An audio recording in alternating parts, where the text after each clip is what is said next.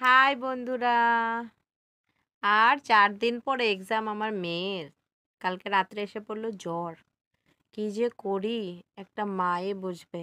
সন্তানের অসুস্থ হলে সন্তান কেমন লাগে। তো কালকে রাত্রে এসেছিল জ্বর, এখন তো ওষুধ নেই বাড়িতে, আর সাথে সাথে খাওয়ানোটাও ঠিক না।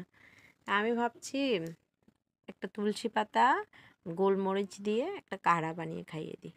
তো কীভাবে বানাই তোমাদেরকে দেখাচ্ছি। এই যে আমি কিছু তুলসী পাতা নিয়ে নিয়েছি আর একটু গোলমরিচ। এখানে কালো তুলসী পাতা হলে বেশি ভালো হতো, যেহেতু আমার কাছে নেই তা আমি এই সবুজটাই নিয়ে নিয়েছি। তো এখন আমি দুটোকে একসাথে মিলে একটু গুঁড়ো করে নেব, গুঁড়ো বলতে ছেঁচে নেব। তো তারপরে আমি একটু জলে বয়েল করে নেব। তো এখানে আমার জল গরম হয়ে গেছে, তো এগুলো আমি একসাথে দিয়ে দিয়েছি। তো এইটা আমি অল্প একটু জাল হতে দেবো।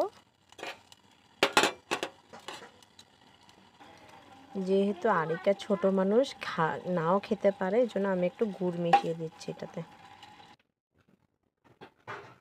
এই নে বাবা, সিপ সিপ করে একটু খেয়ে নিও। গরম আছে।